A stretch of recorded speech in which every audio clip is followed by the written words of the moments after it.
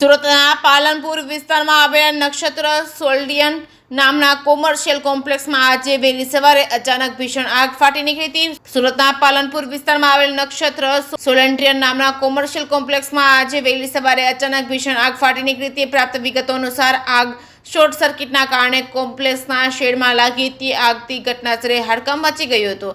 આગની જાણ થતાં તરત જ ફાયર બ્રિગેડને જાણ કરવામાં આવી હતી। ફાયર વિભાગની 4 ટીમો તાત્કાલિક ઘટનાસ્થળે દોડી ગઈ હતી। ભારે જહેમત બાદ આગ પર કાબુ મેળવવામાં આવ્યો હતો। આ કોમ્પ્લેક્સમાં અનેક દુકાનો ઉપરાંત વાહનો પણ પાર્ક કરવામાં આવ્યા છે। આગ એટલી ગંભીર હતી કે તેમાં પાર્ક કરેલ અનેક ગાડીઓ અને અન્ય સામગ્રી બળીને ખાખ થઈ હતી। જો કે સદનસીબે કોઈ માનવ જાનહાની નોંધાઈ નથી। અગ્નિકાંડ બાદ કોમ્પ્લેક્સમાં ધૂંધળું વાતાવરણ છવાઈ ગયું છે। સ્થાનિક લોકો પણ ઘટનાને લઈને ભયભીત બન્યા હતા। ફાયર વિભાગે તાત્કાલિક કામગીરી કરી વધારે નુકસાન થતું અટકાવ્યું હતું। હાલમાં આગ શા કારણે લાગી છે, કેટલું નાણાકીય નુકસાન થયું છે તેની તપાસ શરૂ કરવામાં આવી છે। પોલીસ અને ફાયર વિભાગ દ્વારા પૂરતી તપાસના નિર્માણ માટે યોગ્ય પગલાં લેવામાં આવી રહ્યા છે।